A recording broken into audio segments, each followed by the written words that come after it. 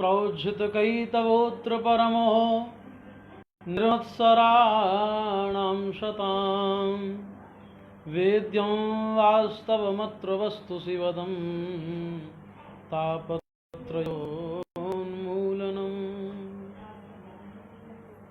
श्रीमद्भागवते महामुनिकृते किं वा परैरीश्वरः सद्यो हृद्यवरुध्यतेऽत्र कृतिभिः शुश्रूषुभिः तत्क्षणात्। माने दूसरे श्लोक में वेदव्यास जी कहते हैं किम गेयम, अर्थात हमें क्या जानना चाहिए, हमको क्या जानने की आवश्यकता है। तो धर्म प्रौज्झित कैतवोत्र परम, यानी जिस श्रीमद् भागवत कथा को हम सुन रहे हैं, जिस श्रीमद् भागवत कथा का हम आश्रय ले रहे हैं,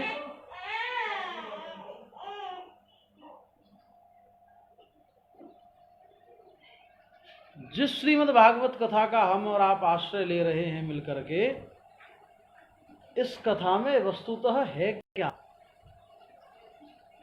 जिसे हमें जानने की आवश्यकता है। क्या है ऐसा? तो धर्म प्रौज्झित कैतवोत्र परमो, माने परम धर्मस्य निरूपणः अस्ति। इस कथा में परम धर्म का आश्रय है, परम धर्म का निरूपण है इस कथा में। और कथा सुनने का फल ही यह होना चाहिए, कथा सुनने का परिणाम ही यह होना चाहिए, अथवा तो ये कह लो कि कथा सुनने से पहले बहुत आवश्यकता है कि हम परम धर्म का आश्रय लें, जिसका परिणाम क्या होगा? निर्मत्सराणाम शताम, सब निर्मत्सर हो जाएंगे।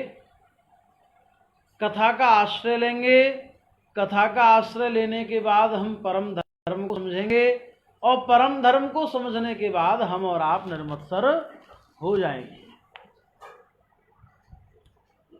तो निर्मत्सर भाव क्या है? ये निर्मत्सर भाव क्या, निर्मत्सर क्या होता है? मत्सरता से दूर होना ही निर्मत्सर है। मत्सरता कहते हैं मत्तः शरति, अपने किसी साथी को स्वयं से ऊपर जाते हुए देखना, और ऊपर जाते हुए देख करके हमारे हृदय में पीड़ा पहुंचना, यही मत्सर है, यही मात्सर्य है। यानी ये मुझसे आगे कैसे सरका, इसे कहते हैं मात्सर्य भाव।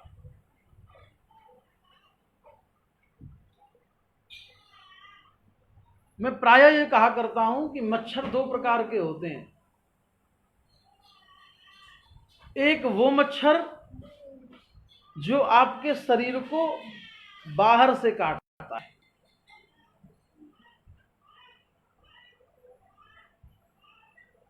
एक वो मच्छर जो आपके शरीर को बाहर से काटता है, वो मच्छर है जिसको आप चाहें तो बाजार में उपलब्ध अन्य सामग्री जो आती हैं, आप उनसे उसको भगा सकते हो, मार सकते हो। लेकिन एक मच्छर है जो इनसे नहीं मरता, वो मच्छर जो हमारे हृदय में बैठा है, वो पीड़ा रूपी मच्छर, जो पीड़ा हमें दूसरे की उन्नति देखने से होती है, जिसे मात्सर्य कहते हैं। और उस मात्सर्य को, उस मच्छर को केवल प्रभु भक्ति ही मार सकती है, प्रभु की शरणागति ही मार सकती है।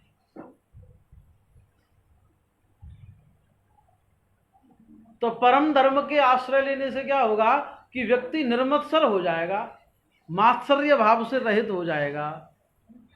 निर्मत्सर होने के बाद क्या होगा?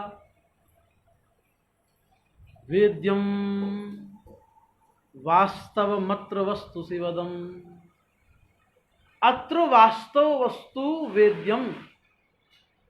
यहां निर्मत्सर होने के बाद वास्तव वस्तु का बोध होगा कि वास्तव में सत्य क्या है, वास्तविकता है क्या संसार की।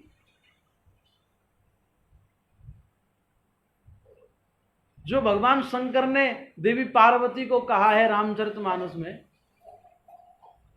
कि उमा कहूँ मैं अनुभव अपना,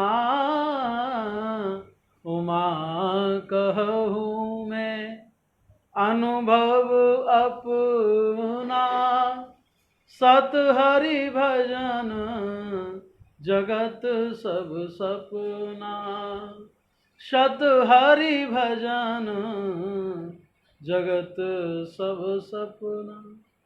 जो भगवान शंकर ने कहा है कि उमा मैं तुमसे अपना अनुभव कहता हूं अब तक का, कि संसार में यदि कुछ सत्य है तो केवल भगवान का भजन, वही वास्तविक वस्तु है। और उस वास्तविकता का, उस वास्तव वस्तु का बोध हमें परम धर्म का आश्रय लेने से होगा। अच्छा, बोध होने से क्या लाभ होगा भाई? वास्तविकता की जानकारी हो जाने के बाद, वास्तविकता का बोध हो जाने के बाद हमको प्रतिफल क्या प्राप्त होगा? तो व्यास जी कहते हैं शिवदम। शिव माने होता कल्याण, शिवम ददाति कल्याणम ददाति इति शिवदम, माने हमारा कल्याण हो जाएगा, हमको कल्याण प्राप्त हो जाएगा। किस रूप में होगा कल्याण? भाई कल्याण की परिभाषा क्या है, कल्याण का स्वरूप क्या होगा? हमको बहुत अधिक धन मिल जाएगा, क्या ये हमारा कल्याण है? समाज में हमारी एक बहुत बड़ी प्रतिष्ठा हो जाएगी, क्या ये कल्याण का सत्य स्वरूप है? क्या यही वास्तविक स्वरूप है? हम बहुत ज्ञानवान हो जाएं, क्या ये कल्याण का सही स्वरूप है? नहीं। कल्याण का वास्तविक स्वरूप है तापत्रयोन्मूलनम, कि कल्याण इस स्वरूप में होगा कि आपके तापत्रय दूर हो जाएंगे। उन्मूलन कहते हैं नष्ट होना, तापत्रयोन्मूलनम,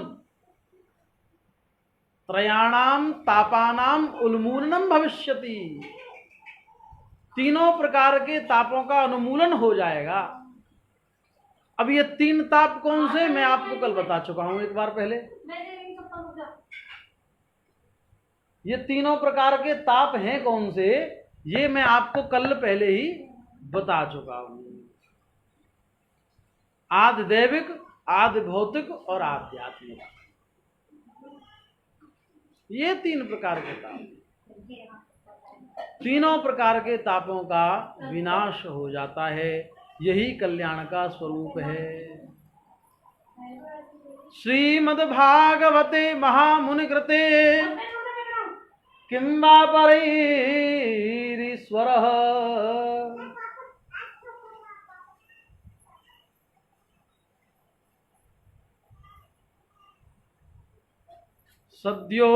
सद्योरुध्यवरुध्यते त्रिपृथिवी शुश्रूषुभिः तत्क्षणात्।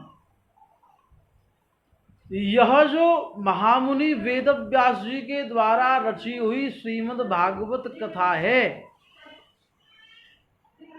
ये साक्षात ईश्वर का स्वरूप है।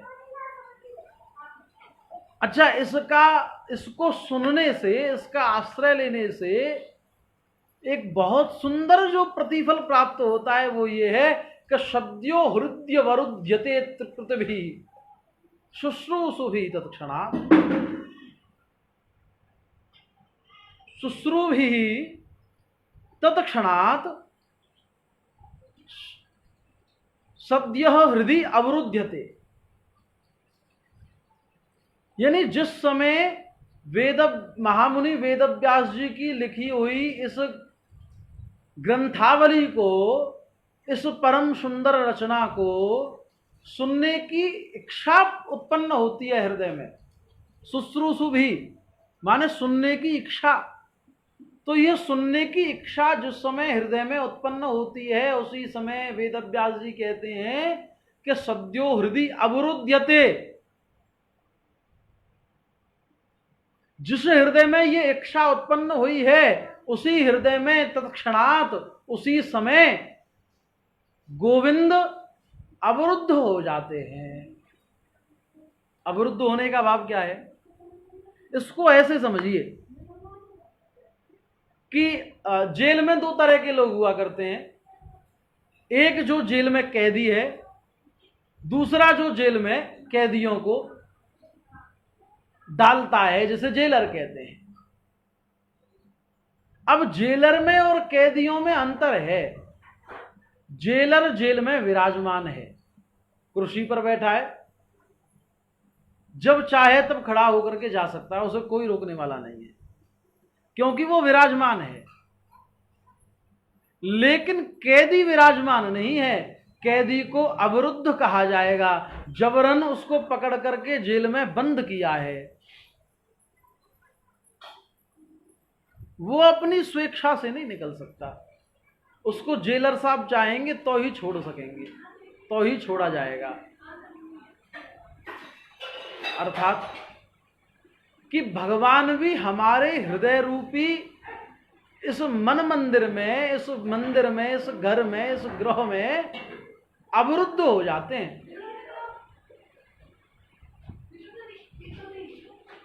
और अवरुद्ध होने के बाद फिर निकल के नहीं जा सकते। कब तक नहीं निकल सकते? जब तक भक्त की स्वयं की इच्छा न हो, तब तक भगवान हमको छोड़कर नहीं जाने वाले। ये श्रीमद् भागवत का अतिशीघ्र प्रतिफल है, तुरंत प्रतिफल है। और तीसरे श्लोक में वेदव्यास जी कहते हैं किम पेयम, तो निगम कल्पतरोर गलितम फलम शुकमुखाद अमृत द्रव संयुतम पिबत भागवतम रसमालयम मुहुरहो रसिका भुवि भावुका।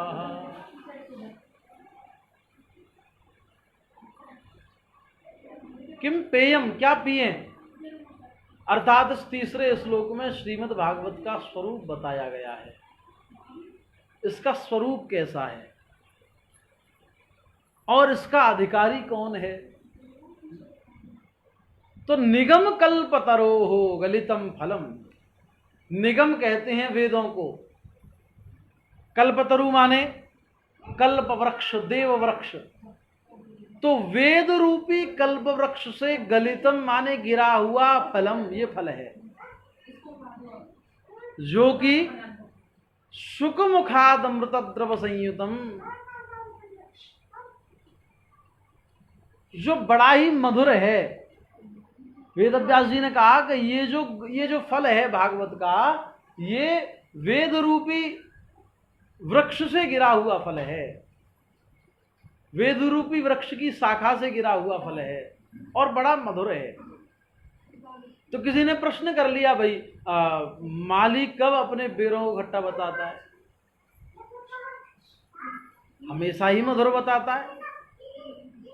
तो वेदव्यास जी आप कहें कि ये मधुर है, इतना कहना पर्याप्त नहीं है, कोई सटीक बात कहिए जिससे माना जाए कि मधुर है। तो सटीक बात कहते हैं कि सुख मुखाद अमृत द्रव संयुतम। आपने पहले देखा होगा कि फलों से लदे हुए वृक्ष पर कोई तोता आकर के बैठे और वो तोता जिस फल को चोंच मारे और वो फल नीचे गिर जाए, उस फल को कोई उठा करके खाए तो बड़ा मीठा होता है। अर्थात ये कि तोता के पास वो वैज्ञानिक दृष्टि है जिससे वो ये पहचान जाता है कि इस वृक्ष पर लदे हुए इन सब फलों में से कौन सा फल अति मधुर है। या फिर आप ये कह सकते हो कि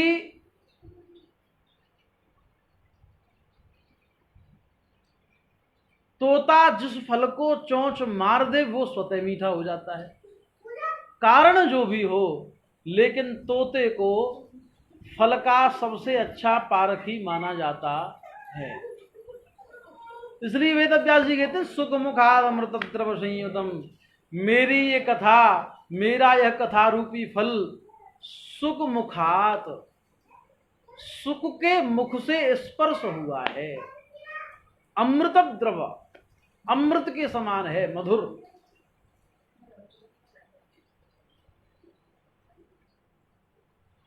तो क्या किया जाए इसका? तो पिबत भागवतम रसमालयम, इस रसमालयम माने आलय कहते हैं घर को, मंदिर को, इस रस के घर को, इस रसालय को पिबतम, आप पिए, इस रसालय को आपको पीना है। कौन पी सकता है इस रसालय को? तो कह रहे हैं कि मुहुरहो रसिका भुवि भावुका, हे रसिको, हे भावुको, आओ और मेरे इस भागवत रूपी फल के फल को आप आस्वादन करो, आप पी जाओ। अपने कान के दोनों को भर भर के ये श्रीमद् भागवत का जो रस है, फल है, इसको पियो, और जब तक पियो जब तक कि आपकी आत्मा तृप्त न हो जाए। कोई समय सीमा नहीं है, फल कम भी नहीं है, रस थोड़ा भी नहीं है जो लोभ के साथ पिया जाए, जितनी इच्छा हो उतना पियो। शर्त बस यही है कि पीने वाला भावुक होना चाहिए भगवान के चरित्रों के प्रति, भगवान के प्रेम का रसिक होना चाहिए, भगवान के प्रेम का प्यासा होना चाहिए। शर्त बस यही है। बोलो भागवत महापुराण की जय। तो ये हमने आपको श्रीमद् भागवत के प्रथम 3 श्लोकों में जो मंगलाचरण है उसको कहा। आइए कथा आरंभ करें। नैमिषे निमिष क्षेत्रे ऋषयः शौनकादयः सत्रं स्वर्गाय लोकाय सहस्र सममासत। शौनकादि सब ऋषि मुनि जिस नैमिषारण्य क्षेत्र में विराजमान हैं, 1000 वर्षों तक चलने वाले किसी यज्ञ को करने के लिए वहां बैठे हैं, और जब सूत जी महाराज का आगमन होता है तो सूत जी से वो 6 प्रश्न करते हैं कि हे प्रभु, हम आपसे ये कुछ प्रश्न करते हैं, आप हमारे इन प्रश्नों का उत्तर दे दीजिए। क्या प्रश्न है? तो सुना रहे हैं शौनक जी कि महाराज सुनो, हम ये जानना चाहते हैं कि किम श्रेयः शास्त्रसारः कः स्वावतार प्रयोजनम किम कर्म केवताराश्च धर्मः कम शरणं गतः। महाराज ये 6 प्रश्न है हमारे। पहला प्रश्न कि प्राणी मात्र का कल्याण कैसे हो। इस कलयुग का कलुषित प्राणी इतने अधर्म करता है, इतने पाप करता है कि वो अपने कल्याण का मार्ग किस प्रकार प्रशस्त कर सकता है, ये हम जानना चाहते हैं। प्राणी मात्र के कल्याण का साधन क्या है महाराज, ये कहो। दूसरा प्रश्न कि हे प्रभु, शास्त्र तो बहुत हैं, परंतु मनुष्य के पास इतना समय नहीं है कि वो सब शास्त्रों का अध्ययन कर सके विधान से, विधि से और नियम पूर्वक। सब शास्त्रों का व्यक्ति अध्ययन कर ले, ये संभव नहीं है। इसलिए प्रभु हम ये जानना चाहते हैं कि उन शास्त्रों का सार क्या है। सब शास्त्रों का कोई एक सार कह दो महाराज।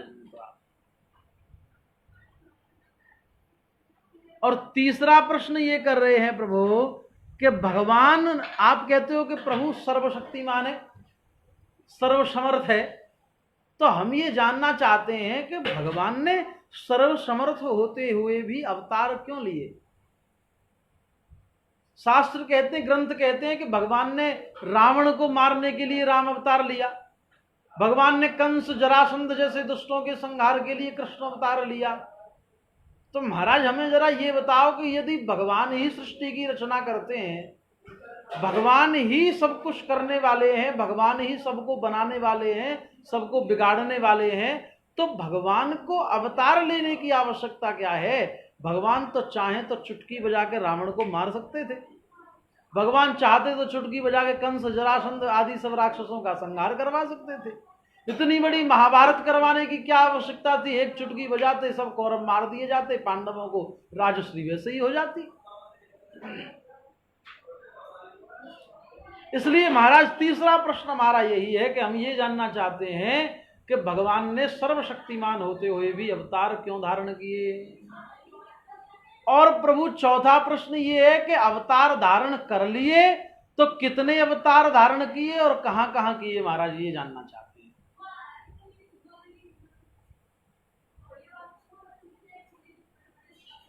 ये आप हमें बता दीजिए। पांचवा प्रश्न है प्रभु कि मानव के जीवन का परम लक्ष्य क्या हो। आज व्यक्ति धनार्जन करने में इतना व्यस्त है कि वो धनार्जन के अन्यत्र कुछ देखता ही नहीं है, प्रतिस्पर्धा में इतना डूब गया है कि प्रतिस्पर्धा में विजय प्राप्त करने के लिए वो बड़े से बड़ा अधर्म कर डालता है। इसलिए ये जानना चाहते हैं प्रभु हम कि प्राणी मात्र का लक्ष्य क्या होना चाहिए। और छठा प्रश्न है प्रभु कि जब भगवान अपनी लीलाओं को समेट करके इस धराधाम को छोड़ करके गए, तो प्रभु हमें तो ये बता दो कि ये धर्म किसकी शरण में गया। क्योंकि प्रभु है तो धर्म है, प्रभु नहीं तो धर्म भी कहां। इसलिए प्रभु ये जानना चाहते हैं धर्म कम शरणम गतः, धर्म किसकी शरण में चला गया। महाराज कृपा करके आप हमारा मार्गदर्शन कीजिए। सूत जी महाराज कहते हैं, भाई वाह सोनक जी, आपने बड़ी उत्तम बातें हमसे पूछी हैं, हम अवश्य ही आपके प्रश्नों का उत्तर देंगे। पर सोनक जी हमें क्षमा करिएगा, हम आपको आपके प्रश्नों के चक्कर में, आपसे वार्ता करने के चक्कर में अपने गुरुदेव का स्मरण करना भूल गए, अपने गुरुदेव को याद करना भूल गए। इसलिए हमें सर्वप्रथम अपने गुरुदेव को याद करना है। सूत जी के गुरुदेव कौन है? भगवान शुकदेव। तो सूत जी प्रार्थना करते हैं, आइए हम और आप भी हाथ जोड़कर नेत्र बंद करके अपने गुरुदेव की प्रार्थना करें। यम प्रव्रजन्तु मनपेतमुपेत कृत्यम द्वैपायनो विरह कातर आजुहाव पुत्रेति तन्मयतया तरवोऽभिनेदुः तम सर्वभूत हृदयं मुनिमानतोऽस्मि।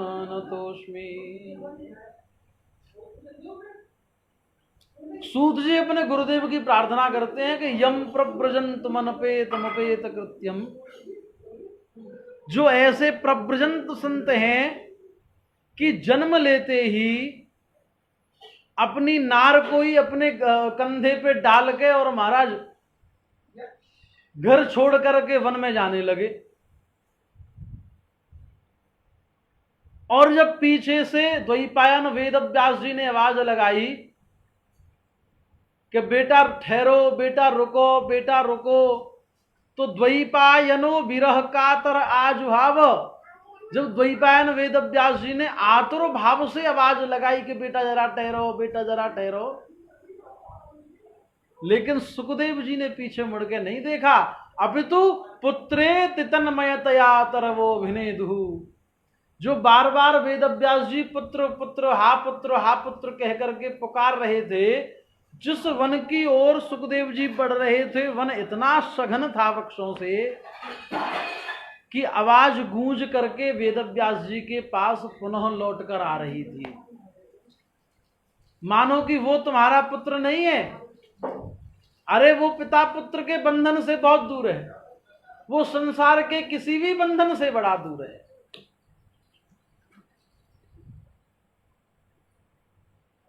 तम सर्वभूत हृदय मुनिमान तोस्मि।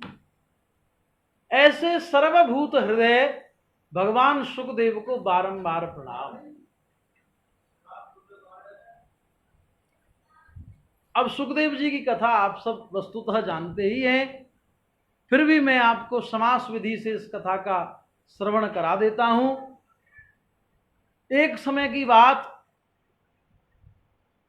जब भगवान नारायण और मेरी किशोरी जी अपने निज निवास में बैठ करके मंत्रणा कर रहे थे कि भक्तों के परमानंद के लिए हम क्या करें, दुष्टों के संहार के लिए हम क्या करें, कि हमें तो पृथ्वी पर अवतार लेकर के जाना होगा।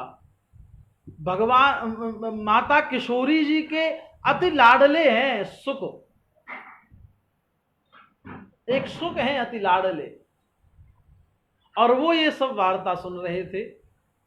जैसे ही वार्ता समाप्त हुई, लटका हुआ मुख जब सुख का किशोरी जी ने देखा तो पूछा, पुत्र क्या बात है?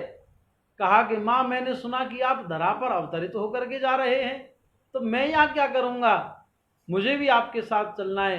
किशोरी जी कहती हैं, पुत्र हम तो भक्तों के आनंद के लिए वहां जा रहे हैं, भक्तों को अपनी लीलाओं से आनंदित करेंगे इसलिए वहां जा रहे हैं, दुष्टों के संहार के लिए जा रहे हैं, आप क्या करोगे? सुखदेव कहते हैं, मां यदि आप लीलाएं करेंगी तो उन लीलाओं को सुनाने वाला भी तो कोई होना चाहिए। आपके भक्तों को आपकी लीलाओं का पता कैसे चलेगा, उनको सुनाएगा कौन?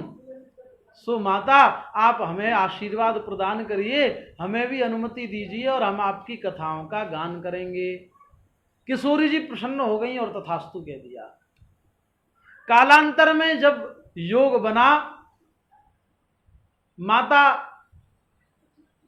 पार्वती जो कैलाश पर हैं, उनके पास नारद जी आते हैं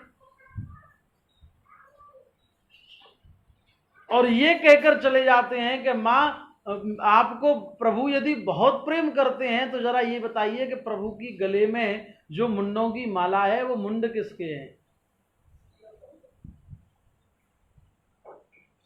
कि माता नहीं पता तो पूछना, पता चल जाएगा आपसे कितना प्रेम करते हैं कि नहीं करते हैं। और कह करके नारद जी चले गए। भगवान शंकर अपनी तपस्या से जब जगे, तपस्या से जब खड़े हुए, माता पार्वती ने पहला ही प्रश्न कर दिया कि प्रभु हम तो ये जानना चाहते हैं कि आपके गले में ये मुंडमाल है क्या, किसके मुंड हैं? भगवान ने कहा, देवी आपके ही मुंड हैं, आपके इतने बार जन्म हुए, आप मृत्यु को प्राप्त हुई, आपकी याद में आपके मुंडों को मैंने इस धागे में पिरो करके धारण कर लिया।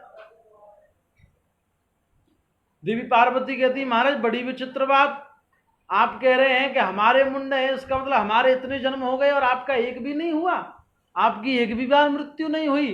भगवान शंकर कहते हैं, देवी हमने तो अमर कथा सुन रखी है। क्या है अमर कथा? तो ठीक है चलो तुम भी सुनो, पहले जरा देखो यहाँ आसपास कोई है तो नहीं। सब पशु पक्षियों को वहां से भगा दिया, लेकिन एक शुक का अंडा वहां रह गया। देवी पार्वती ने सोचा ये क्या सुनेगा, पड़ा रहने दो, लेकिन अमर कथा का प्रभाव था, सो उस अंडे में प्राण आ गए। अंडा फूटा, एक जीव निकला, छोटा सा सुक निकला, और उस सुक ने भगवान शंकर के मुख से अमर कथा का आस्वादन किया। देवी पार्वती की तरह हुंकारे भरने लगा, ये सब आप जानते ही हैं। देवी पार्वती को निद्रा आ गई थी, सुक सुनता रहा, और जैसे ही कथा पूरी हुई, भगवान शंकर को पता चला कि इस सुक ने मेरी कथा सुनी है। त्रिशूल लेकर के दौड़े, सुक आगे आगे, भगवान शंकर पीछे पीछे। वेद व्यास जी का आश्रम है, आश्रम में उनकी पत्नी है विटिका। विटिका को जैसे ही उबासी आई और सुखदेव ने उनके मुख में प्रवेश कर दिया, मुख के माध्यम से पहुंच गए उदर में। 12 वर्ष व्यतीत हो गए। माता के गर्भ को ही भगवान सुक ने यज्ञशाला बना दिया महाराज, पूजन कक्ष बना दिया। महामंत्र का उच्चारण करते, वैदिक मंत्रों का उच्चारण करते, हरि कीर्तन करते माता के गर्भ में। अब 12 वर्ष हो गए, माता बहुत परेशान। एक दिन पिताजी बोले, बेटा बालक अपनी माता के गर्भ से बाहर आओ। माँ को बड़ी पीड़ा होती है। कहा कि पिताश्री हम नहीं आने वाले। अरे भगवान विष्णु की माया बड़ी प्रबल है, बड़ी बलवती है। हम जैसे ही बाहर आएंगे तो हमको मैं मेरा तू तेरा में लपेट देगी। हाँ, यदि प्रभु स्वयं आकर के कहें कि उनकी माया हमको नहीं सताएगी तो हम बाहर आ सकते हैं। भगवान आए। भगवान ने आकर कहा, बालक मेरी माया तुझको कोई प्रभावित नहीं करेगी, तू आराम से बाहर आ सकता है। और आज 12 वर्ष के बाद सुखदेव प्रभु अपनी माता के गर्भ से निकले। गर्भ से निकलते ही अपनी नार को गले अपने कंधे पर डाला और वन की ओर प्रस्थान कर गए। वेद व्यास जी पुकारते रहे पुत्र पुत्र पुत्र कह करके, लेकिन सुखदेव जी ने एक न सुनी महाराज, चले गए। ऐसे मुक्त संग महात्मा हैं सुखदेव प्रभु। बोल सुखदेव भगवान की जय। और सूत जी महाराज अब शौनक जी के प्रश्नों का उत्तर देते हुए कहते हैं, शौनक जी आपने हमसे पूछा था, मुनयः साधु पृष्ठोहम भवद्भिर्लोक मंगलम यत्कृतः कृष्ण संप्रश्नो येन आत्मा सुप्रसीदति। हम आपको वह बात कहते हैं जिससे प्रत्येक प्राणी को प्रसन्नता प्राप्त होती है। आपने पूछा था ना कि मनुष्य मात्र का कल्याण कैसे होगा, तो सुनिए। सो वै पुंसाम परो धर्मो यतो भक्ति रधोक्षजे अहेतुक्य प्रतिहता ययात्मा संप्रसीदति। शौनक जी, व्यक्ति को भगवान की भक्ति करनी चाहिए। भगवान की भक्ति करेगा तो निश्चित ही उसका कल्याण हो जाएगा। अरे प्राणी जीवन भर अपने गृहस्थ कर्मों में लगा रहता है, जीवन भर गृहस्थ का पालन करने में लगा रहता है। वो भली भांति ये जानता है कि मैं आजीवन जब तक शरीर में सामर्थ्य है इस गृहस्थ की सेवा करता रहूं, लेकिन इस बात का कोई निश्चय नहीं है कि ये गृहस्थ भी मेरी सेवा करेगा। यानी मेरे बालक जिनको मैंने पाल पोस कर इतना बड़ा किया, क्या ये वृद्धावस्था में मेरी सेवा करेंगे? नहीं पता, शंकित है, लेकिन फिर भी लगा रहता है इस इच्छा से, इस आशा से कि ये बालक सेवा करेंगे। और अंत में फिर भी दुर्गति ही होती है महाराज। कोई 100 में से एक ऐसा निकलता है जिसकी सेवा हो पाती है, अन्यथा तो 99 की स्थिति बहुत खराब है।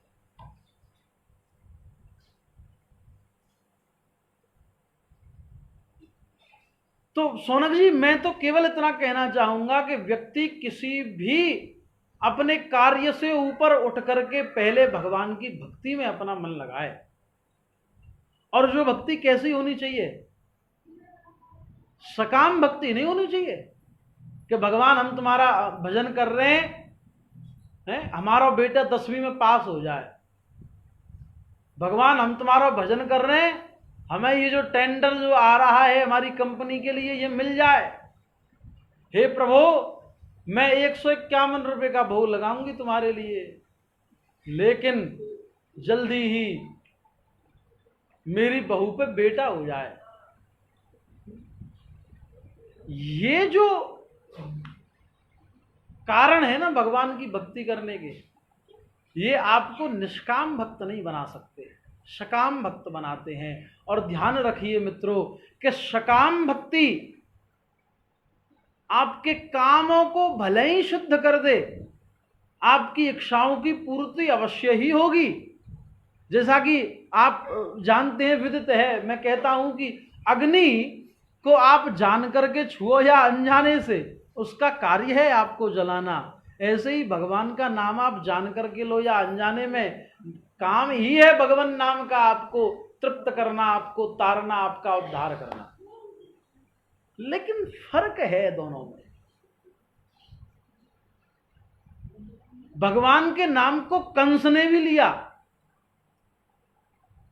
लेकिन भगवान से शत्रुता करके लिया और भगवान ने उसको मृत्यु दंड दिया। वो अलग बात कि मृत्यु प्राप्त करने के बाद पहुंचा भगवान के धाम को, क्योंकि भगवान के हाथ से मरा है। लेकिन वहीं दूसरी ओर सुदामा जी ने भी भगवान के नाम का सहारा लिया, जीवन भर अपने धर्म पर अड़े रहे, और एक दिन ऐसा आया जिस दिन मेरे प्रभु ने सुदामा को त्रिलोकी का राजा बना दिया। सहज में ही 2 लोक प्रदान कर दिए कि जाओ सुदामा, हमने सब कुछ तुम्हें दे दिया, मित्र हो हमारे। और भगवान की अखंड मित्रता प्राप्त हुई। आज भी जब जब कृष्ण को याद किया जाता है तो कृष्ण के साथ सुदामा का नाम अवश्य लिया जाता है। दोनों भावों में अंतर है। कंस ने भी भगवान का नाम लिया लेकिन शत्रुता में लिया, सुदामा ने भी भगवान का नाम लिया लेकिन प्रेम में लिया। उद्धार भी दोनों का हुआ, लेकिन कंस को दुनिया आज भी अपशब्द कहती है और सुदामा को दुनिया आज भी प्रेम करती है। ये भगवान की भक्ति का, भगवान के प्रति निष्काम भक्ति का ये फल है महाराज, जो सुदामा जी ने करी। तो सूत जी कहते हैं भक्ति ऐसी होनी चाहिए कि अहेतुक्य प्रतिहता, अहेतु की भक्ति होनी चाहिए, हेतु रहित भक्ति होनी चाहिए, जिसमें कोई हेतु ना हो।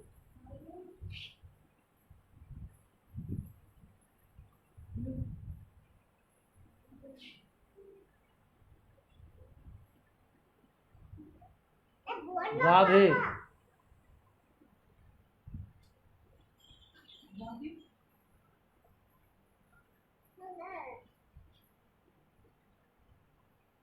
बोलो भागवत महापुराण की जय। भगवान की भक्ति अहेतु की होनी चाहिए साहब, हेतु रहित भक्ति होनी चाहिए। सोनक जी कहते हैं अच्छा महाराज, अगर भक्ति करेंगे तो भक्ति का प्रभाव क्या होगा? तो सूत जी महाराज कहते हैं कि भक्ति का प्रभाव यह होगा महाराज कि व्यक्ति को तत्व की जानकारी होगी। भक्ति करेगा मनुष्य तो वो तत्व को जान लेगा। सोनक जी कहते हैं महाराज तत्व क्या होता है? तो सूत जी महाराज कहते हैं सुनिए, वदंती तत्तत्वविदस् तत्वं यज्ञानमद्वयम् ब्रह्मेति परमात्मेति भगवान इति शब्दते। सोनक जी वदंती तत्तत्वविदस् कि तत्व तो वस्तुतः एक ही है, लेकिन मनुष्य उसको अलग अलग रूप में जानते हैं। उसी तत्व को योगी जन तो ब्रह्म कहते हैं, विद्वान जन कर्मकांडी जन उसको परमात्मा कहते हैं, और सामान्य शब्दों में भगवान का कोई निश्चल भक्त उसे भगवान कहता है। तत्व को 3 रूपों में जाना जाता है, लेकिन वस्तुतः तत्व एक ही है। इसको इस तरह समझ लीजिए, आज आपके घरों में जो विद्युत संचार हो रहा है, जो पंखे चल रहे हैं, जो कूलर चल रहा है, जो एसी चल रहा है, जो बल्ब जल रहा है, ऐसा तो नहीं है कि ये विद्युत केवल आज ही है, पहले भी थी।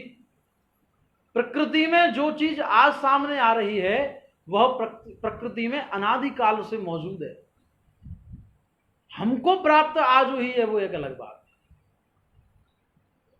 तो ब्रह्म कहते हैं निर्गुण और निराकार को, परमात्मा कहते हैं सगुण और निराकार को, और भगवान कहते हैं सगुण और साकार को।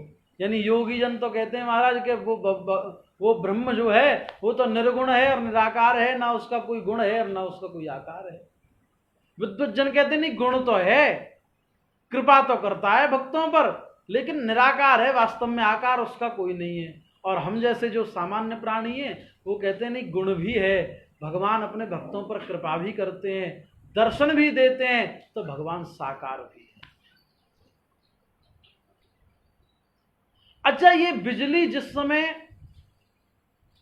घरों में संचारित नहीं हुई थी उस समय भी थी। पंखा नहीं चलाया है तो हो जाएंगे। किसी भी रूप में भगवान आ सकते हैं। ये हमें देखना है कि हम भगवान को किस स्वरूप में अपने पास बुलाना चाहते हैं। तत्व एक ही है, लोग अलग अलग तरह उसकी व्याख्या कर देते हैं, लेकिन वस्तुतः तो तत्व एक ही है। सोनक जी कहते हैं, अच्छा महाराज ये बताओ कि तत्व जानने के बाद क्या फल मिलेगा? तो सूत जी कहते हैं, सोनक जी ध्यान से सुनिए, विद्यते हृदय ग्रंथि छिद्यन्ते सर्व संशयाः क्षीयन्ते चास्य कर्माणि दृष्ट एवात्मनीश्वरे। तत्व की जानकारी होने से हृदय ग्रंथि विद्यते, हृदय की सब ग्रंथियां खुल जाएंगी, सब ग्रंथियों का भेदन हो जाएगा, हृदय में कोई भी शंका नहीं रह जाएगी, हृदय की सब शंकाओं का समाधान हो जाएगा, हृदय में कोई छल नहीं रहेगा, कोई कपट नहीं रहेगा, द्वेष नहीं रहेगा, मद नहीं होगा, मोह नहीं होगा, आलस्य नहीं होगा, मात्सर्य नहीं होगा, सबसे विमुक्त हो जाएगा हृदय। यही तत्व का प्रभाव है।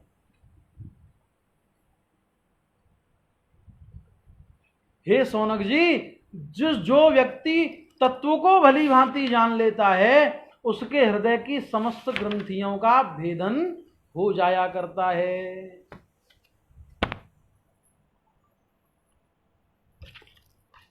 और आपने कहा सोनू जी के शास्त्र बहुत हैं, लेकिन सार क्या है?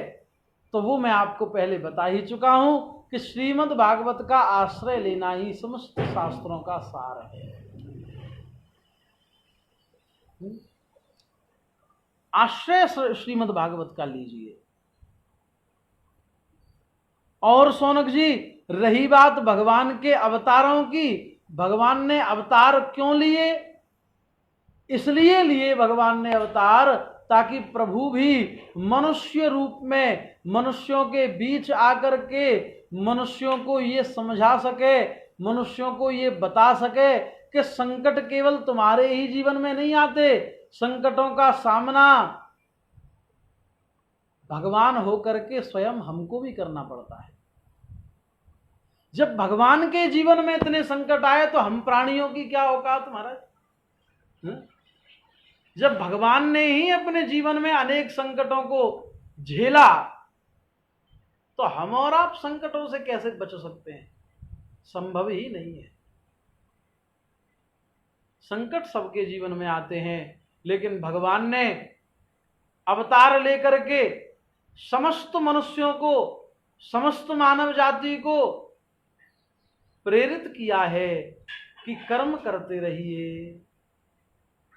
कर्म करोगे तो प्रत्येक बाधाओं से मुक्ति मिल जाएगी, प्रत्येक प्रकार के कष्टों से निवृत्ति हो जाएगी।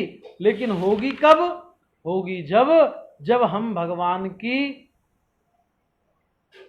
लीलाओं का अनुकरण करेंगे, जब हम भगवान के पावन चरित्र को सुनेंगे, भगवान के पवित्र चरणारविंदों में अपनी भक्ति को लगाएंगे, तब भगवान की कृपा हमें प्राप्त होगी और तभी हमें सब बाधाओं से मुक्ति मिलेगी। अवतारों की बात सोनक जी हम आपसे आगे करेंगे। आगे की कथाओं में, आगे के स्कंधों में, चरित्रों में हम आपको एक एक करके भगवान के सभी अवतारों का वर्णन करेंगे। बोलो वृंदावन बिहारी लाल की जय।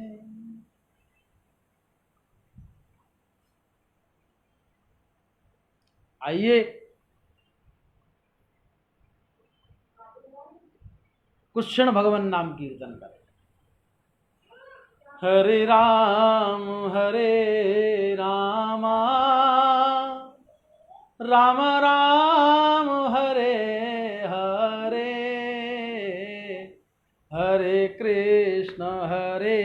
कृष्णा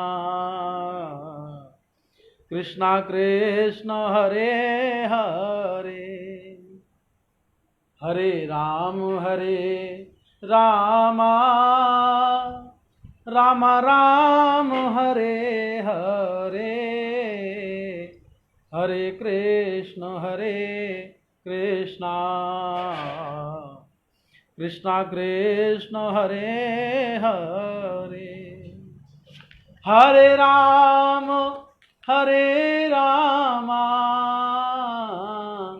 राम राम हरे हरे हरे कृष्ण कृष्णा कृष्ण हरे हरे हरे राम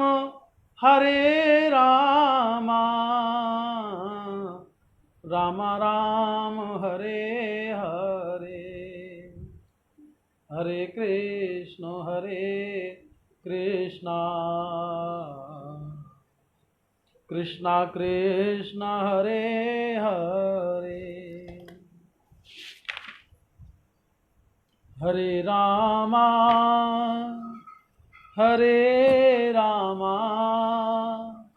राम राम हरे हरे हरे कृष्णा कृष्णा कृष्णा हरे हरे हरे राम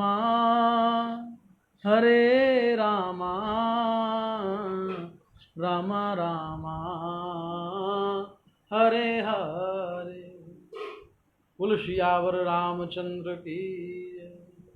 गोविंद भगवान की जय। युगल सरकार की जय।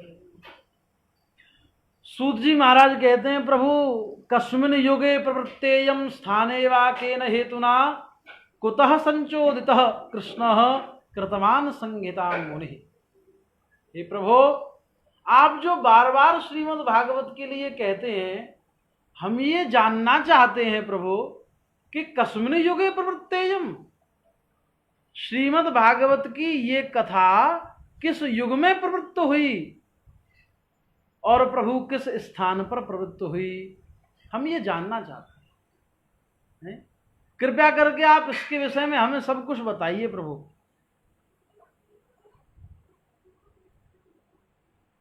तो सूत जी कहते हैं, शौनक जी ने जब ये प्रश्न किया तो सूत जी महाराज उत्तर देते हुए कहते हैं कि सुनो, द्वापरे शमनुप्राप्ते तृतीये युग पर्यये जातः पराशराद योगी वासव्याम कलया हरे। बात उस समय की है शौनक जी, द्वापर अपने अंतिम क्षण की ओर था।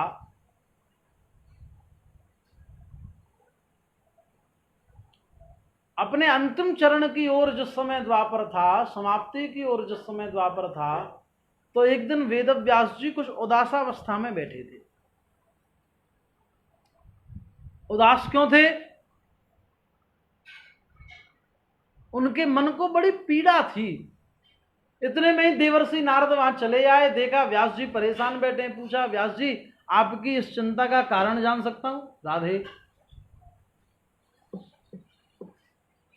आपकी इस चिंता का मैं कारण जान सकता हूं प्रभु?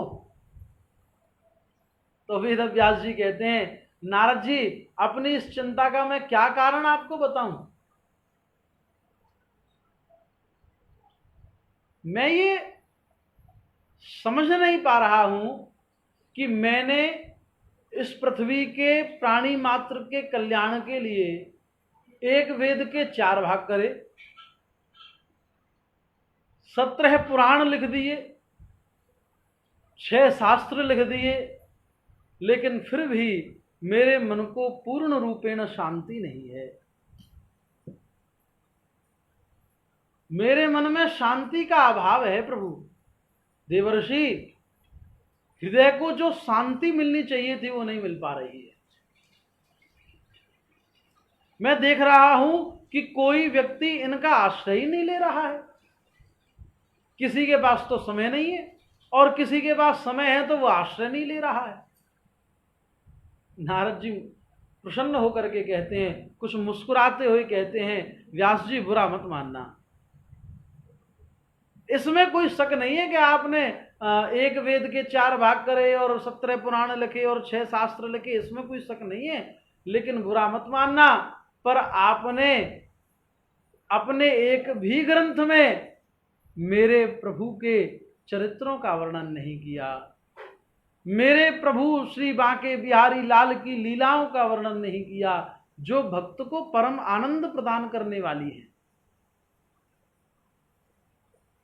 जब तक भक्त को वह लीलाएं नहीं मिलेंगी, उन लीलाओं का आस्वादन प्राप्त नहीं होगा, तो उसके हृदय को आनंद नहीं मिलेगा। व्यास जी आप देखिए, मैं क्या था पूर्व जन्म में? मैं एक दासी पुत्र था, लेकिन मुझ पर भगवत कृपा हुई, सो आज देखो मैं नारद बना घूम रहा हूं। भगवान के नाम जाप का यह प्रभाव था कि भगवान ने मुझको दर्शन दिए और कहा कि हे बालक, तुम अगले जन्म में ब्रह्मा के मानस पुत्र बन करके जन्मोगे और मेरी कृपा तुम्हें प्राप्त होगी, तुम सदैव मेरे नाम का उच्चारण करते रहोगे।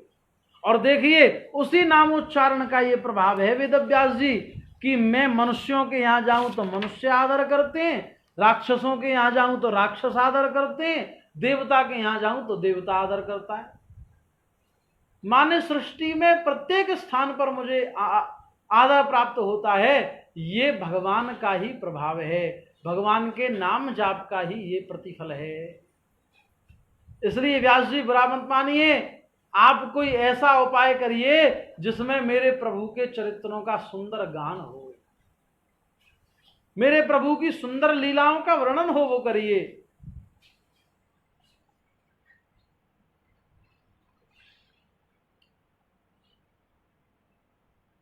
क्या करूं महाराज? वेदव्यास जी कहते हैं कि प्रभु मैं करूं क्या, बताइए जरा। और नारद जी कहते हैं कि व्यास जी यूं तो आप सब ही जानते हैं, लेकिन फिर भी जब आपने पूछा है तो मैं आपको बता दूं। मेरे पिता ब्रह्मा से मुझे भगवान की कृपा रूप, भगवान की प्रेम रूप चतुश्लोकी भागवत प्राप्त हुई है। आज मैं वही आपको सुनाता हूं। अहमेवाशमेवाग्रे नान्यद यद शत शत परम पश्चादहम यदे तच्च यो वशिष्येत सोऽस्म्यहम् ऋतेरथम यद प्रतीयेत न प्रतीयेत चात्मनि तद विद्यादात्मनो मायां यथा भासो यथा तमः यथा महान्ति भूतानि भूतेषु चावचेष्वनो प्रविष्टान्य प्रविष्टानि तथा तेषु न तेष्वहम् एतावदेव जिज्ञासं तत्त्वजिज्ञासुनात्मनः अन्वयो व्यतिरेकाभ्यां यस्यात् सर्वत्र सर्वदा। व्यास जी आप ये चतुश्लोकी भागवत लीजिए और आपको जैसा उचित लगे वैसा करिए। अब नारद जी तो कह के चले गए। वेदव्यास जी ने सरस्वती नदी में स्नान किया, अपने आश्रम में अपनी कुटिया में जाकर के बैठे, नेत्र बंद करे, नेत्र बंद करके जो भगवान के नाम का सहारा लिया। ओ महाराज फिर तो कहने क्या कि वेदव्यास जी के हृदय से एक पवित्र भगवान की पुण्यमयी धारा प्रवाहित हुई, जो श्रीमद् भागवत के नाम से जानी गई और 18,000 श्लोकों की ये पावन संहिता रच करके तैयार हो गई। व्यास जी बोलते गए, गणेश जी लिखते गए और अति शीघ्र ये 18,000 श्लोकों की पावन संहिता बन करके तैयार हो गई। बोल भागवत महापुराण की जय। सोनक जी कहते हैं महाराज जरा हमें ये बताओ कि नारद जी से प्रेरित होकर के व्यास जी ने 4 श्लोकों की इतनी अच्छी अच्छी व्याख्या करी और 18,000 श्लोक बना दिए। श्रीमद् भागवत की रचना हो गई। लेकिन जो भागवत इतनी प्रभावशाली है, देव अमृत से भी अधिक प्रभावशाली है, वह भागवत जो ऋषि मुनियों की पवित्र संहिता है,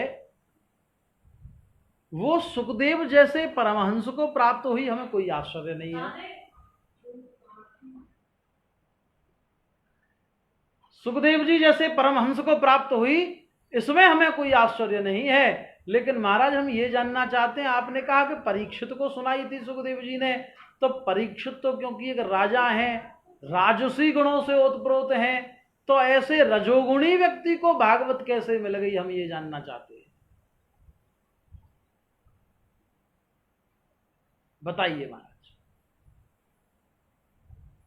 और अब सूत जी आरंभ करते हैं और कहते हैं कि सौनक जी, जब व्यास जी ने ये कथा रच करके तैयार कर दी, ये पावन संहिता रच करके तैयार कर दी, तो अब व्यास जी के सामने ये समस्या उत्पन्न हुई कि मैं ये कथा किसे सुनाऊं। कौन ऐसा मुक्त संग महात्मा है जो इसका अधिकारी हो पूर्ण रूप से, किसे सुनाऊं मैं ये कथा। तो याद आया कि मेरा पुत्र है सुखदेव, वो इस कथा के अवश्य योग्य है, और अपने शिष्यों को ढूंढने के लिए सुखदेव जी को भेज दिया, अपने शिष्यों को सुखदेव जी को ढूंढने के लिए भेज दिया। शिष्य गए और वन में जाकर के इन श्लोकों का उच्चारण किया।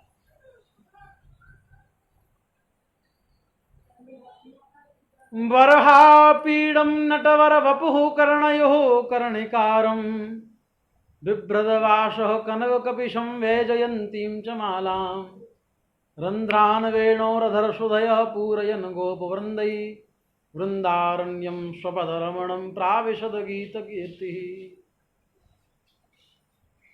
जब इस श्लोक को सुखदेव जी ने सुना तो बड़ा आनंद हुआ मन को, हृदय को, कि बर्हापीडम नटवर वपुः कर्णयोः कर्णिकारम, जिस प्रभु का इतना अच्छा स्वरूप है, जो बड़ा अद्भुत नृत्य करता है, नटवर वपु है, कानों में सुंदर मणियों के कुंडल धारण करता है, पीत पीतांबरधारी है, कमर में कौंदनी लगाए हुए है, सर पर मोर पंख विराजमान है, अधर पे बांसुरी सदैव विराजमान रहती है। ऐसा सुंदर स्वरूप जब सुना तो सुखदेव जी की इच्छा हुई कि मैं जाऊं और पूछूं कि भैया ये जिस देवता के बारे में तुम कह रहे हो, हमें और सुनना है, हमें और जानना है, हमें बताओ। लेकिन सुखदेव जी गए नहीं, ठहर गए कि पता नहीं, स्वरूप तो बड़ा अच्छा है लेकिन स्वभाव कैसा हो क्या पता। सो सुखदेव प्रभु वहां नहीं गए। इतने में ही व्यास जी के चेलाओं ने दूसरा श्लोक पढ़ दिया।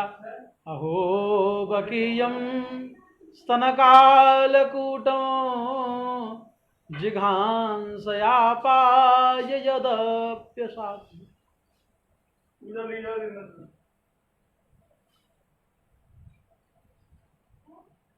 जिन भगवान का स्वभाव इतना सुंदर है, इतना निर्मल है, कि जो पूतना भगवान को मारने के लिए आई थी, अपने स्तनों पर कालकूट विष लगा करके, उसका भी भगवान ने उद्धार कर दिया। अद्भुत स्वभाव है भगवान का। और जब सुखदेव जी ने ये सुना तो महाराज आनंद हो गया, दौड़ भाग करके आए चेलों के पास, कहा कि हम और सुनना चाहते हैं। चेले बोले महाराज हमें तो इतना ही आता है, लेकिन हमारे गुरुजी ने 18,000 श्लोकों की एक ऐसी ही संहिता तैयार करी है, आप उनके पास चलो, वो आपको सुनाएंगे। सुखदेव जी आए, अपने पिताश्री के पास शरण वंदन किया और वेद व्यास जी ने सुखदेव जी को 18,000 श्लोकों की ये संहिता कृपा रूप में प्रदान कर दी।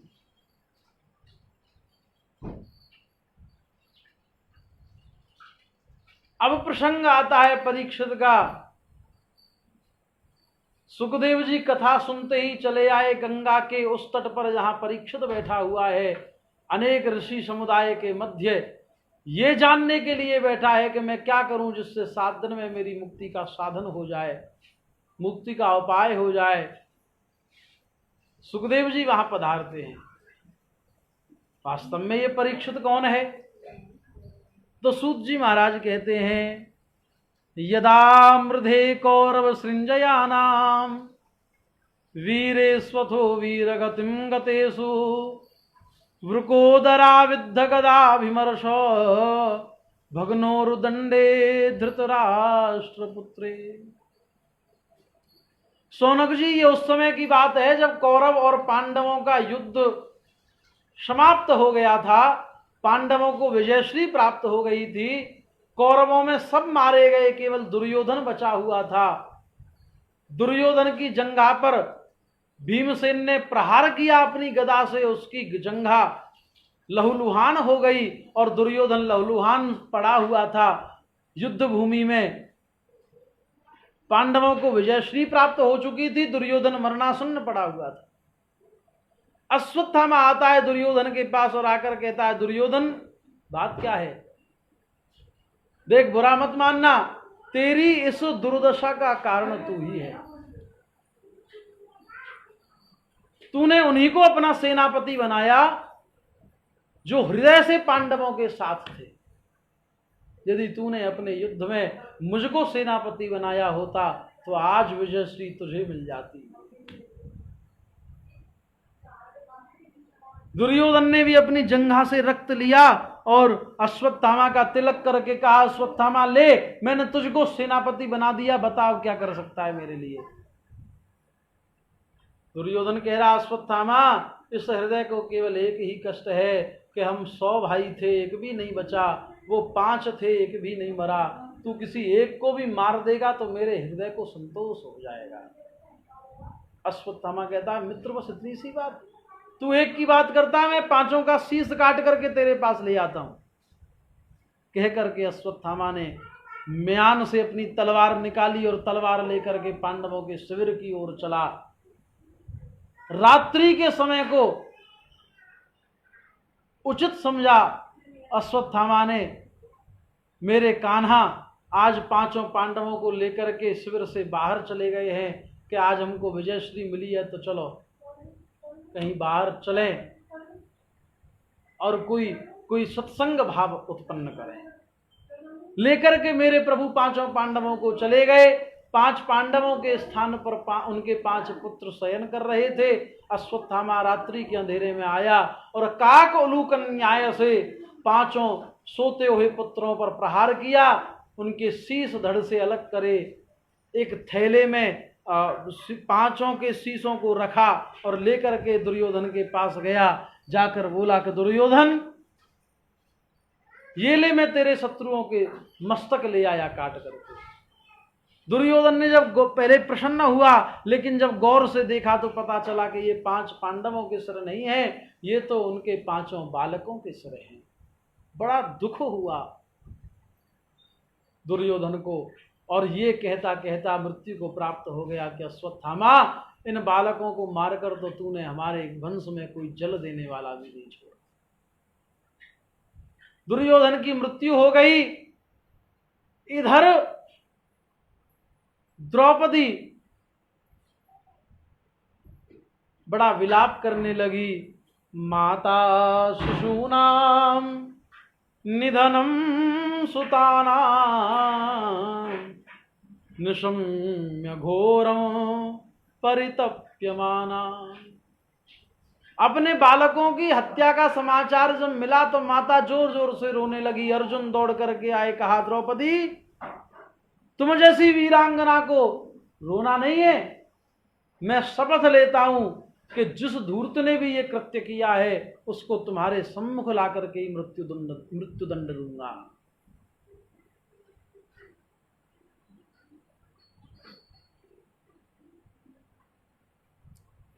कह करके अर्जुन अपने रथ पर बैठे, भगवान श्री कृष्ण सारथी बन करके बैठे, रथ दौड़ाया अश्वत्थामा की दिशा में। अश्वत्थामा को पता चला कि अर्जुन मेरे पीछे आ रहा है। और अश्वत्थामा ने भयभीत होकर के ब्रह्मास्त्र का प्रयोग कर दिया। अर्जुन घबराए, बोले महाराज अश्वत्थामा को ब्रह्मास्त्र लौटाना नहीं आता, केवल चलाना आता है, क्या करूं? भगवान ने कहा अर्जुन प्रत्युत्तर में तुम भी ब्रह्मास्त्र छोड़ दो। दोनों ब्रह्मास्त्र एक दूसरे से टकराए, शांत हो गए। अर्जुन ने दौड़ करके अश्वत्थामा के केस पकड़ लिए, घसीटते हुए लेकर के आ रहे थे। भगवान बोले अर्जुन कहां ले जा रहा है? मार दे इसको यही।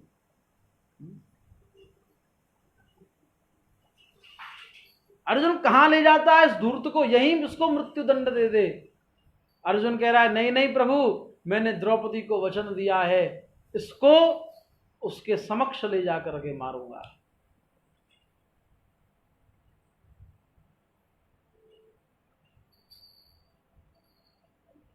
और अर्जुन घसीटते हुए अश्वत्थामा को अपने शिविर की ओर लेकर के आता है।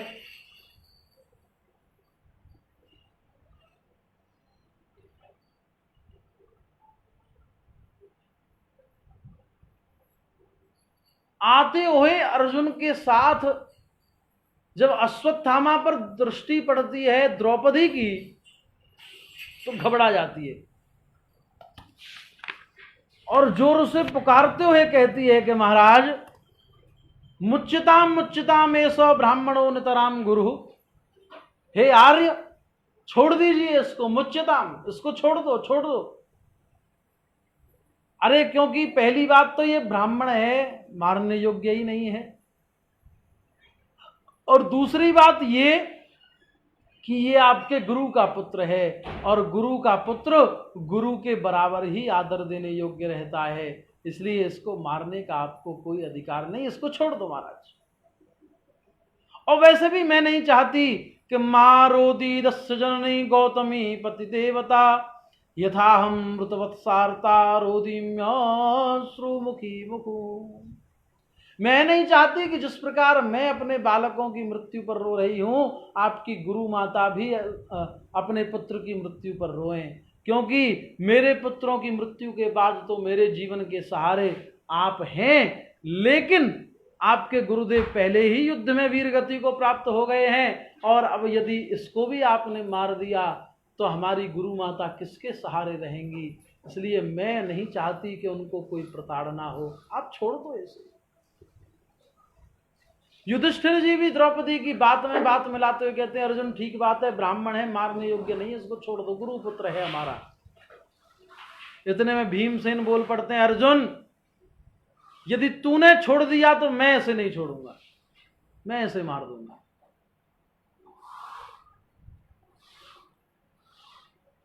बड़ा धर्म संकट खड़ा हो गया अर्जुन के सामने। क्षत्रिय होने के नाते मैंने ये प्रतिज्ञा करी थी कि अश्वत्थामा को द्रौपदी के सामने लाकर के मारूंगा, यदि नहीं मारूं तो मेरी प्रतिज्ञा नष्ट हो जाएगी, मार दूं तो ज्येष्ठ भ्राता ने अभी अभी आदेश दिया है कि इसे छोड़ दो, उनकी आज्ञा का उल्लंघन हो जाएगा। तो हाथ जोड़कर बोले हे कृष्ण अब तो आप ही कहो वासुदेव, मैं इस स्थिति में क्या करूं? भगवान कह रहे हैं अर्जुन हमने तो पहले ही कहा था कि इसको मार दो, लेकिन तुम ही इसको यहां ले आए, सो अब भुगतो। नहीं नहीं प्रभु बताओ। भगवान कहते हैं ब्रह्म बंधुर्न हंतव्यम आतताई वधारहण मयि वो भयमाम नातम परिपाई अनुशासनम।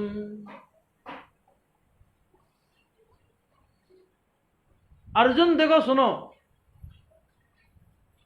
ब्रह्मबंधु है, मारने के योग्य तो नहीं है, मारना तो नहीं चाहिए, लेकिन क्योंकि आतताई है छोड़ने योग्य भी नहीं है, इसको दंड तो अवश्य देना ही पड़ेगा। अर्जुन कह रहे हैं महाराज आप टेढ़े, आपकी बातें टेढ़ी, जरा स्पष्टीकरण करो, मैं करूं क्या? ये दोनों उपस्थितियां तो मेरे, ये दोनों बातें तो मेरे सामने उपस्थित हैं, क्या करूं मैं? भगवान कहते हैं हमने आपको गीता सुनाई है, सो गीता का अनुकरण करिए। तुरंत अर्जुन को याद आया कि गीता में भगवान ने कहा था यदि किसी श्रेष्ठ व्यक्ति को, सम्मान्य व्यक्ति को, आदरणीय व्यक्ति से कोई अपराध हो जाए और उसको दंड देना हो तो मृत्यु से ज्यादा उसका अपमान उसका दंड है। अर्जुन को स्मरण हुआ और अश्वत्थामा के शिरच्छेदन कर दिया, माने कि उसका मुंडन कर दिया, उसके मस्तक पर जो मणि लगी थी उसको निकाल लिया और अश्वत्थामा को छोड़ दी, भगा दिया, शिविर से धक्का देके निकाल दिया। अश्वत्थामा को बड़ा बुरा लगा, प्रतिज्ञा कर ली कि मैं पांडवों के वंश में जल देने वाला भी कोई नहीं छोड़ूंगा। ध्यान किया कौन है इनका अंतिम वंशज, सो याद हुआ कि अभिमन्यु की पत्नी उत्तरा के गर्भ में पांडवों का अंतिम वंशज पल रहा है। पहुंचा अपने आश्रम, वहीं से ब्रह्मास्त्र का प्रयोग करते हुए छोड़ दिया उत्तरा के गर्भ की ओर। इधर भगवान अब क्योंकि पांडवों को विजयश्री मिल गई, अनुमति लेने लगे पांडवों से कि आप कहो तो हम जाएं। जैसे ही चलने लगे, उत्तरा दौड़ती हुई आई, आकर के बोली, पाहि पाहि महायोगिन देव देव जगतपते, नान्यम त्वदभयम पश्ये यत्र मृत्यु परस्परम। हे प्रभु रक्षा करो, हे योगेश्वर, हे कृष्ण रक्षा करो, पाहि पाहि महायोगिन, हे महायोगी श्री कृष्ण हमारी रक्षा करिए। क्या हुआ उत्तरा? कहा कि महाराज उस अश्वत्थामा, धूर्त अश्वत्थामा ने पांडवों के इस अंतिम वंशज को भी मारने का प्रयास किया है, अस्त्र छोड़ा है, नष्ट कर देगा इस गर्भ को, इस गर्भ की रक्षा करो महाराज। मुझे अपने प्राणों की कोई इच्छा नहीं है, प्राणों की चिंता नहीं है, चिंता है तो इस गर्भ में बैठे हुए पांडवों के अंतिम वंशज की। उसको अगर कुछ हुआ तो पांडवों के वंश में कोई जीवित नहीं रहेगा। महाराज इनकी वंश परंपरा चले, इसलिए कृपा करो प्रभु। सो भगवान ने उत्तरा पर कृपा करी, सूक्ष्म रूप बनाया और उत्तरा के गर्भ में प्रवेश कर गए। गर्भ में पहुंच करके बालक परीक्षित की रक्षा करी, अश्वत्थामा के द्वारा भेजे हुए अस्त्र का खंडन किया। बालक ने भगवान के दर्शन माता के गर्भ में ही कर लिए। बड़ा अद्भुत है ये बालक। सूत जी कहते हैं, सोनक जी सोचो, जिस बालक ने मां के गर्भ में ही भगवान के दर्शन कर लिए, क्या वो भागवत का अधिकारी नहीं होगा? खैर आगे सुनो। धन्य है उत्तरा, धन्य है। भारतवर्ष की नारी धन्य है साहब, भारतवर्ष की देवी धन्य है।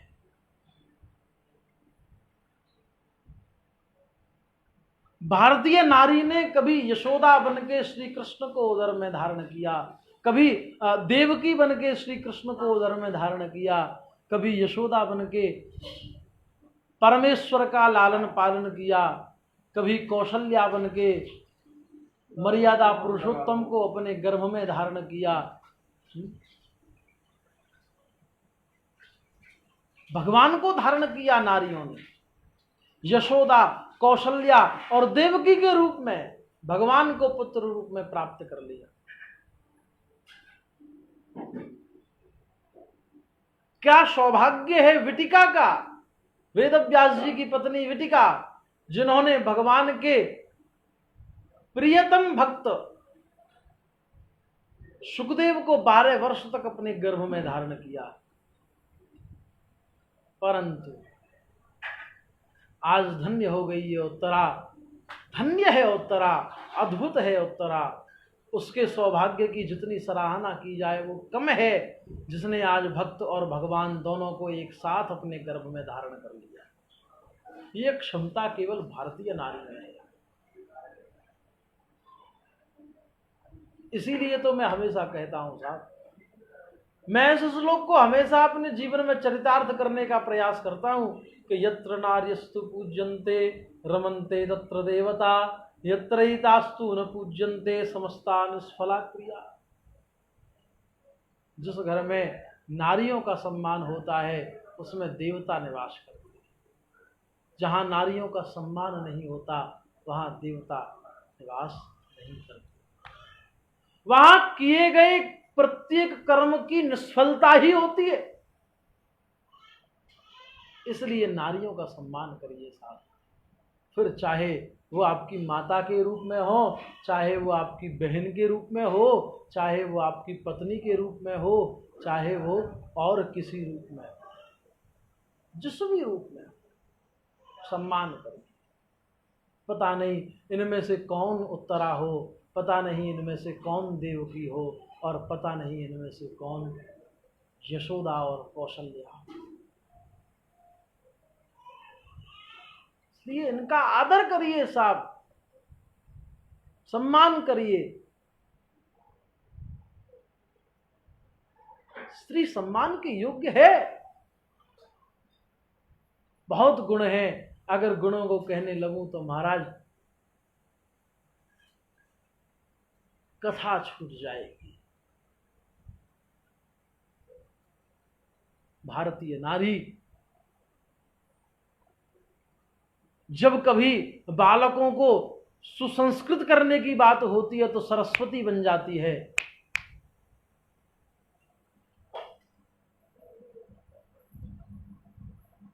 जब कभी बालकों को सुसंस्कृत करने की बात होती है तो वही नारी सरस्वती बन जाती है, और जब कभी उन्हीं बालकों का लालन पालन करने की बात हो तो लक्ष्मी बन जाती है, और जब कभी उन्हीं बालकों पर कोई संकट आए तो उनके और उस संकट के बीच दुर्गा बन करके खड़ी हो जाती है।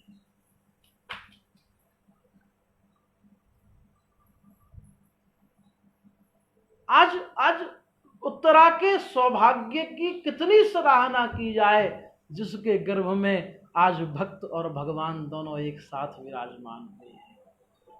अद्भुत है उत्तरा। बुल भक्त वत्सल भगवान की जय।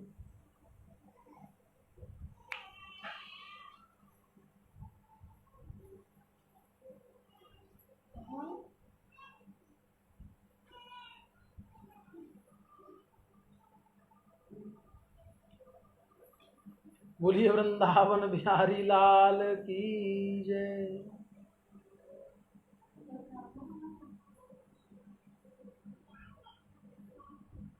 एक छोटे से कान्हा जी हमारे यहाँ भी हैं, जो बार बार चले आते हैं, और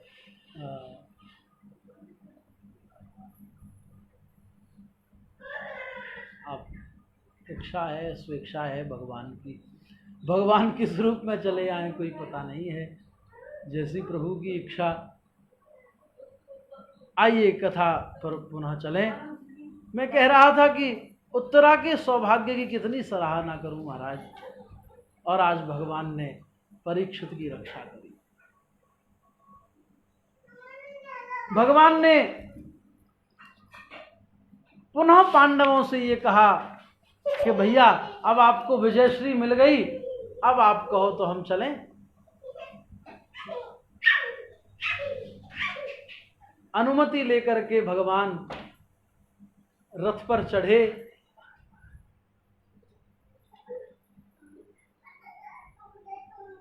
जैसे ही रथ पर चढ़ने लगे, भगवान का एक पैर रथ पर और दूसरा पैर रथ के नीचे भूमि पर। देवी कुंती दौड़ लगाती हुई आई, आकर के भगवान के चरण पकड़ लिए, प्रार्थना करने लगी। भगवान ने कहा बुआ जी क्या कर रही हैं आप मेरे चरण क्यों पकड़ रही हैं? अरे मुझको आप पाप का भागी बनाएंगी? आप मेरी बुआ हैं, मैं आपका भतीजा हूं। वास्तव में तो मुझे आपके चरण पकड़ने चाहिए और आपको मुझे आशीर्वाद देना चाहिए, पर आप ये क्या उल्टी गंगा बहा रही हैं, मुझे पाप लगेगा। कुंती मैया कहती है कृष्ण मैं जानती हूं तू कौन है, मुझे पता है कि तू कौन है, तू अवश्य ही मेरा भतीजा बनकर के इस धरती पर आया है, ये मैं जानती हूं। लेकिन हे कृष्ण आज तू मुझको मत रोक। आज यदि तू मुझको रोकेगा तो मेरे जीवन की संपूर्ण तपस्या भंग हो जाएगी।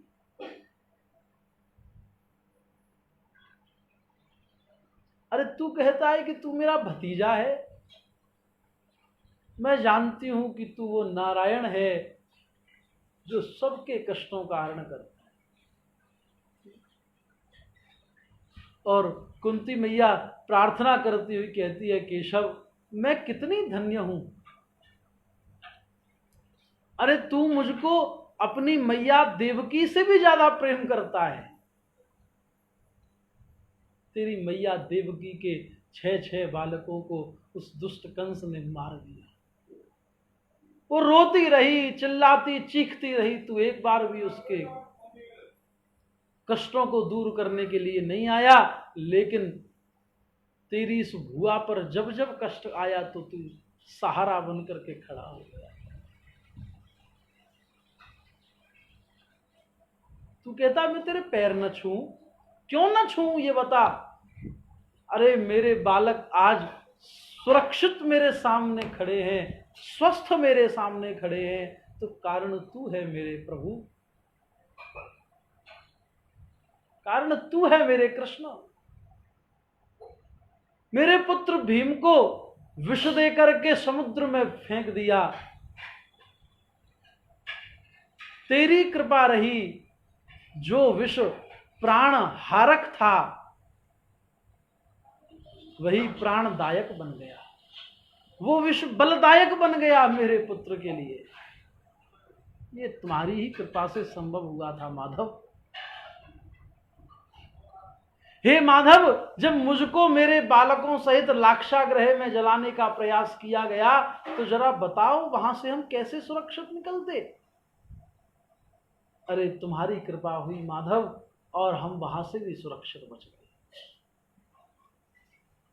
मेरी कुलवधू द्रौपदी, मेरी पुत्र वधू द्रौपदी, जिसको मेरे ये 5 वीर पुत्र भी नहीं बचा पा रहे थे, पितामह भीष्म, गुरुदेव, द्रोणाचार्य, इन सब के सामने मेरी पुत्र वधू को, मेरी कुल वधू को जिस समय निर्वस्त्र किया जा रहा था और मेरे ये सशक्त 5 पुत्र मूक होकर के बस देख रहे थे, उस समय मेरी पुत्र वधू की रक्षा किसने करी?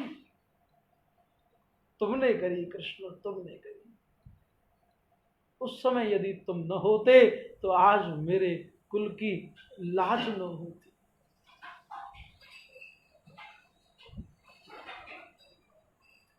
कृष्ण तुम कहते हो मैं तुम्हारे चरण न पकड़ूं, कोई तो कारण हो।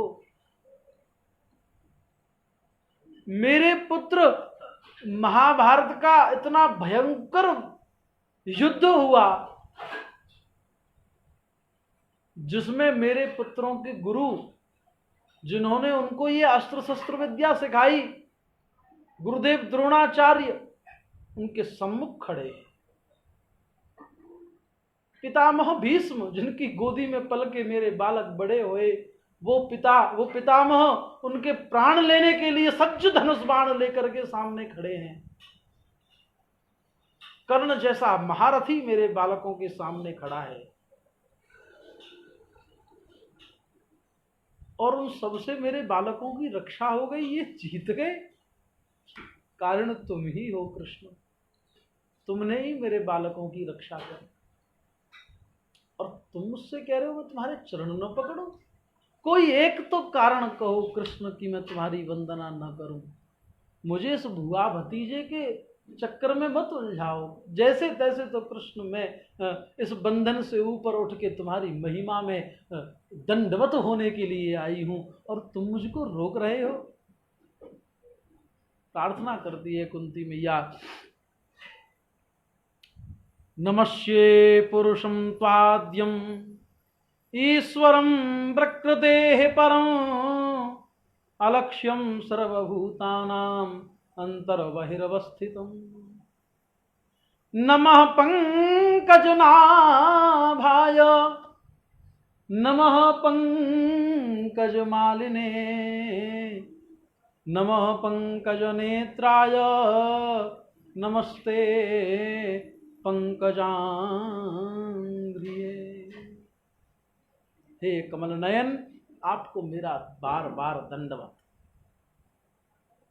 भगवान कहते हैं, माँ कुंती, देवी कुंती ने भगवान की यहाँ 26 श्लोकों में बड़ी सुंदर प्रार्थना करी। भगवान भी प्रसन्न होकर कहते हैं, अच्छा बुआ जी ऐसी बात है तो हमारा अब जाना ही कैंसिल है, हम आपको कुछ देना चाहते हैं, मांगो। क्या मांगोगे आप? कुंती मैया कहती है, प्रभु यदि देना ही चाहते हो तो मुझे बस इतना दे दो कि विपदः सन्तु नः शश्वत तत्र तत्र जगद्गुरो भवतो दर्शनम यत् स्यात् अपुनर्भव दर्शनम। मुझे इतना ही वर दे दो कि मेरे जीवन में अत्यंत विपत्तियां आए, अनेक कष्ट मुझको प्राप्त होते रहे। भगवान ने सुना, बुआ जी कष्ट मांग रही हैं। अरे कष्ट भी भला कोई मांगने की चीज है क्या? दुनिया तो अपने कष्टों से छूटने के लिए मेरा भजन करती है, आप मुझसे कष्ट मांग रही हैं।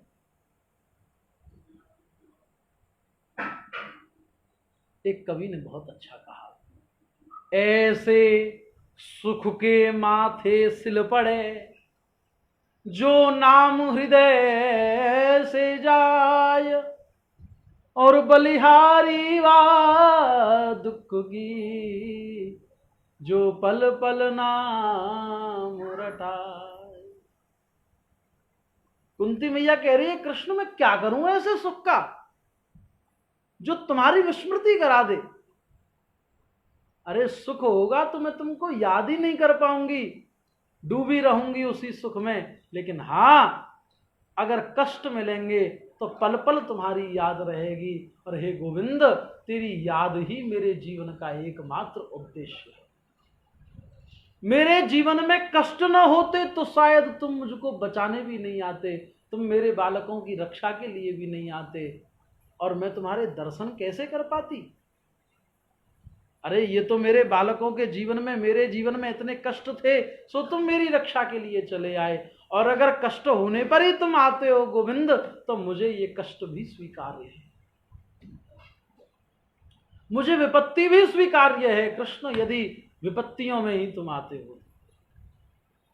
भगवान ने जब कुंती के इस परम पवित्र भाव को सुना तो प्रसन्न हो गए और कहा कि बुआ जी आपके इतने अच्छे भावों को हमने सुना है, आप हमारी इतनी परम भक्ति करती हैं, तो अब हमारे जाने का प्रोग्राम ही हम कैंसिल कर देते हैं, अब हम कुछ दिन और रुकेंगे। और भगवान रुक गए। पहुंचे राजमहल में पांडवों के साथ। एक रात्रि भगवान ने देखा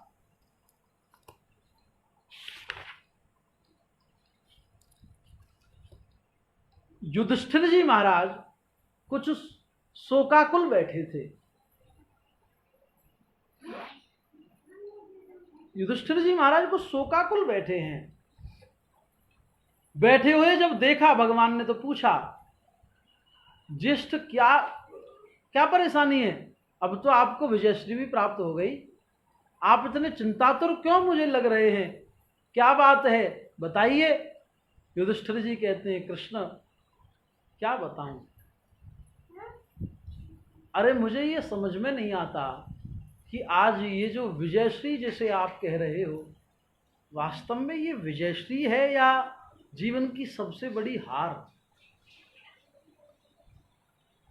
इसे विजय कहूं या जीवन की सबसे बड़ी पराजय? क्या कहूं मैं इसे?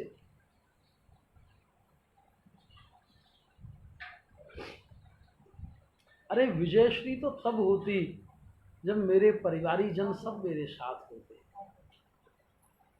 जिस सिंहासन के लिए इतना बड़ा युद्ध हुआ, जिस विजय के लिए इतना बड़ा युद्ध किया, उस विजय के सुख को मैं किसके साथ बांटूं?